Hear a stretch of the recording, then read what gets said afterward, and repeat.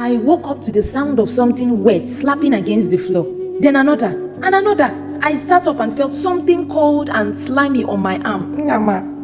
A frog. I flung it off, but then I felt more. On my legs, on my chest, even in my hair. I screamed. Ewo, what is this? My little brother woke up beside me, his face twisted in fear. They are everywhere. He cried. He wasn't lying. The whole house was crawling with them. Our beds, the floor, the wall, green, squirmy bodies covered everywhere, everything. The smell was awful, a mix of mud and something rotten. I ran out of the room, stepping on frogs with every move. Their bodies squished under my feet. Go. I gagged but kept going. In the kitchen, my mother was trying to sweep them out, but they just kept coming. They leaped from the pots, the baskets, even inside the bread we baked the night.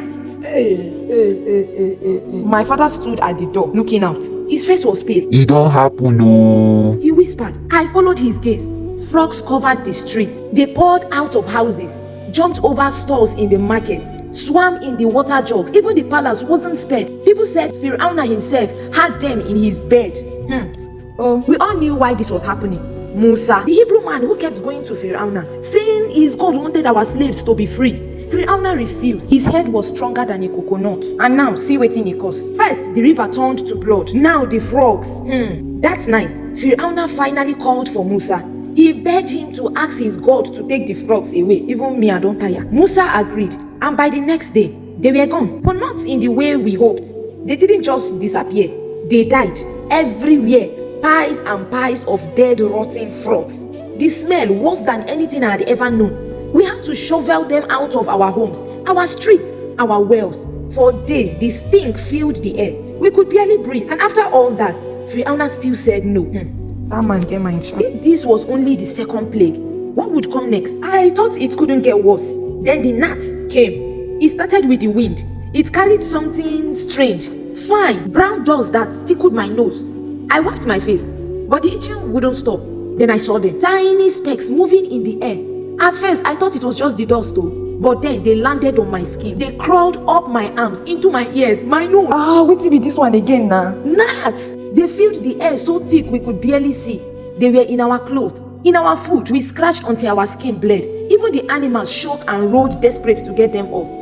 But there was no escape. Musa had done it again. He struck the ground with his staff. And just like that, the dust turned to these cursed gnats. Even Fir'auna's magician, who had copied the first two plagues, looked afraid. They whispered among themselves, This is the finger of God. but Fir'auna still refused to let the Hebrews go. Just as our skin finally healed from the gnats, a new horror came. The flies. At first, I only heard them.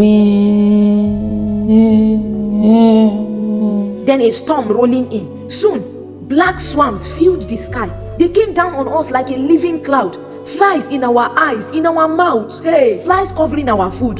They beat, they crawled, they spread filth everywhere. The palace was no better. Servants ran in and out, waving their arms. But the flies did not move.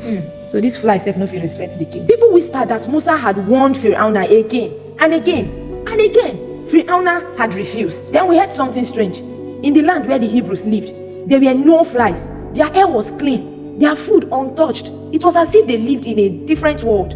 People started to talk. What if their God is real? Even Fir'auna seemed shaken. He called for Musa again. Go. He shouted. Go worship your God, but do not go far. But Musa shook his head. No, let us go completely, and we will take our animals with us. Fir'auna's face darkened. No, I will not let you go.